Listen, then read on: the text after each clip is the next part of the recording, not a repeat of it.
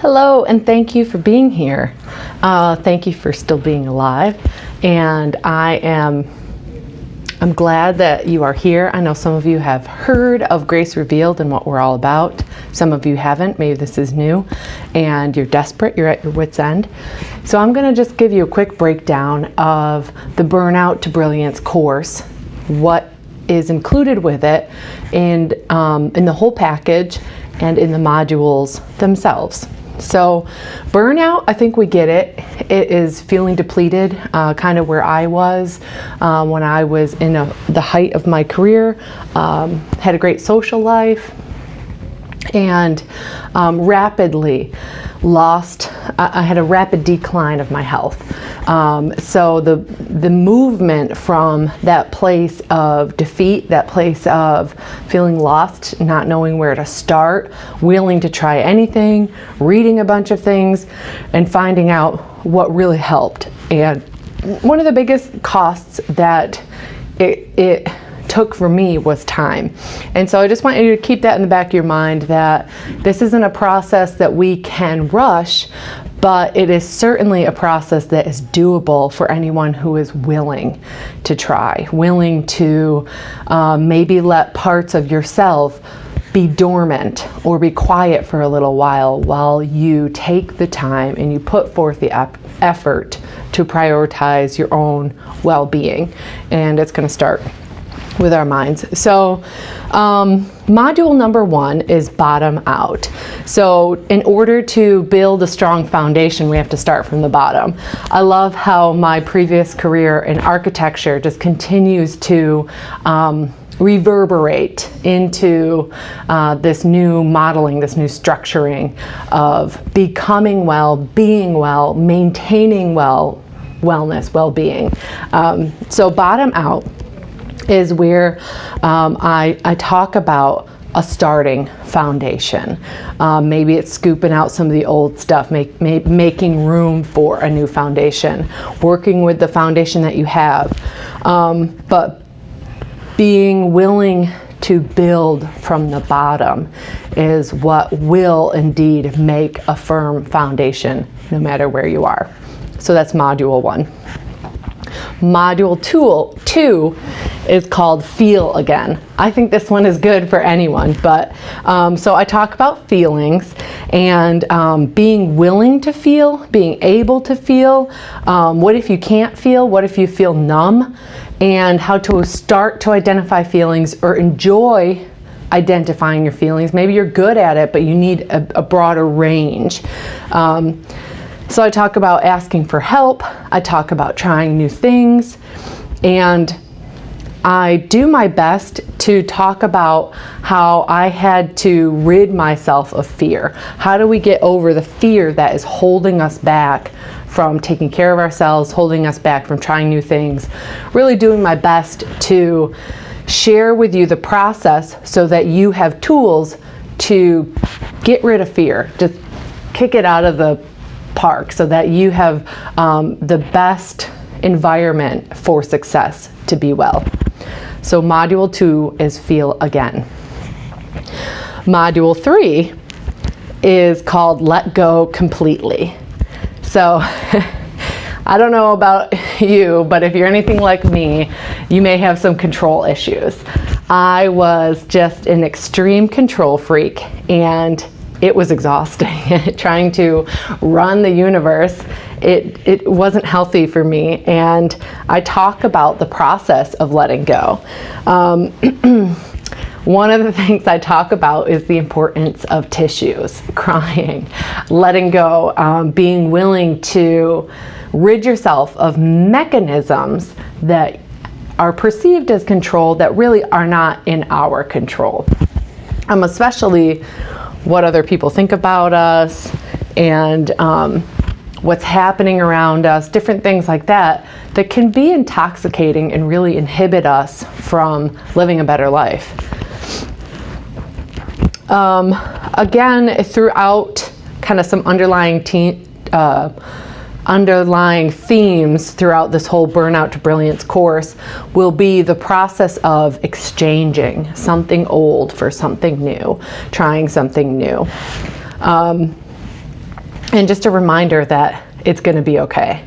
I think for me, when I was in extreme burnout, it was hard for me to find anyone in the globe that spoke English that I could understand that would say, hey, Layla, you're going to be okay. So if you're really struggling right now, this is going to help you. I am sure of it because of the fact that many people that were in burnout and didn't recognize it are not here today to tell us because of heart failure, because of organs shutting down, because of hormonal issues, and just not being in the right environment to heal. So that's module 3, letting go completely. Resigning yourself from trying to run the universe or other people and just having the right conditions to heal. Module number 4 is about finding connection. I love a lot of the materials that are available to us in this age of technology, this age of research about connecting with others. So how do we even start to practice those things? I talk about, in module 4, finding connection, talk about telling your story, that your story is so incredibly important that you may not even realize how much hearing someone else's story or having a safe space to tell your own can really begin to unravel you, set you free from anything that's trying to keep you stuck. A big part of the reason I offer live events is so that you can have a personal connection with another human being. If it's me, if it's one of the other team members, if it's one of the other participants, that it's a safe ground for you to practice healthy connection. Being heard, being known, and being understood was such a difficulty for me. So that's particularly why I love this module, to talk about being heard, being known, feeling understood by another person, where I didn't have to try as hard. It wasn't as taxing when I got to build connections with others and really be understood. And then lastly, being real with myself, coming out of some denial and learning how to be more content in my own skin. Okay, module number 5. Module number 5 is reordering priorities. So having order in our minds, in my mind, was a critical path for me. I didn't know where to start with feeling like things were firing all over, especially if you're from a high stress career, if you're being pulled on by many people, if you're in a position of much responsibility where there is so much stimulation in society today. There's so much stimulation in the home. There's so much stimulation when you're holding your phone right in front of you. So how do we put order to what needs to come first so that I could be well, so that you could be well? So I love to start with practical things. For example, making your bed, making my bed. It's consistently a game changer for me. Every time I put order to certain spaces in my dwelling place and my place of rest, the rest of my life will fall in line. So I give you some tools for prioritizing your life and in order to do that. Again, shedding other burdens that might be weighing you down, especially that you just can't do alone. So finding support for mental, spiritual, and emotional needs. How do you go about that? What are the spiritual networks or mental support or emotional support? Besides maybe something that you're used to going to or someone you're used to going to. So I try to simplify that as we have order in our thoughts. What is the process? What did I go through that might inspire you to have a little more clarity? So that's module number 5, reordering your priorities. Module number 6 is be restored. Also, I get really excited about seeing the restoration process in other people. Because I know it's possible B, because transformation looks different for everyone. I thought I could follow ABC steps and then I would be perfect and back to normal.